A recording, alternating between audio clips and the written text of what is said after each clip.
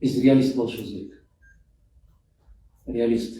И тогда, когда я говорил, что сам факт того, что здесь собраться поднимать эту проблему, это уже героизм, да? Но здесь вот сидят действительно те люди, которые не боятся говорить, те, которые формируют общественное мнение.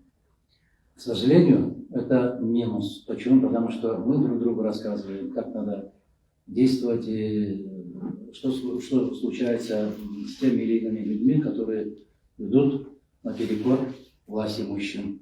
Мы друг другу рассказываем, к сожалению. Здесь вот все сидящие, это те люди, которые хотели бы, чтобы свобода слова была именно не на словах, не в законе, а в реальной жизни. Вот Кайыргүл Айымдун, журналистин, выдворить из зала. Вот. Я сегодня читал, Катя, что вы переговорили с председателем Верховного суда. Раньше вы могли бы себе представить, что журналисты трогают просто судоисполнитель? Нет. Абсолютно нет. Это был бы скандал. В любом случае был бы скандал. А сегодня это обыденность. Когда я говорил, что общество молчит, я имею в виду наши читатели, наши слушатели, наши зрители не реагируют, перестали реагировать. Я имею в виду именно этот момент. Полное равнодушие. Почему? Откуда это равнодушие? Возможно, мы не смогли убедить или разбудить их.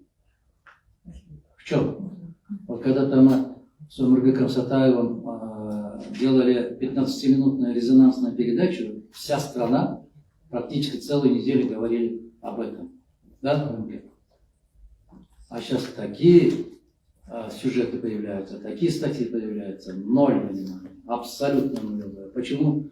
Потому что вот это вот равнодушие порождает безответственность. Бары бир болуп калды аралашып кетти. Чындыгы да, жалганы да, калпы дагы. Для чего создаются вот эти вот фермы? Для этого и создаются. Манипулировать. Элге барсаң айтат да, казысына да ишенбейсиң, сотуна да ишенбейсиң, молдосуна да ишенбейсиң, милициясына да ишенбейсиң. Биздин Кыргызстанда коом ушундай болуп калды. Кыргыздар биз ойлонушубуз керек да, кантип ойгото алабыз ошону? Кантип ишендире алабыз мына биз айтып аткан чындыкты?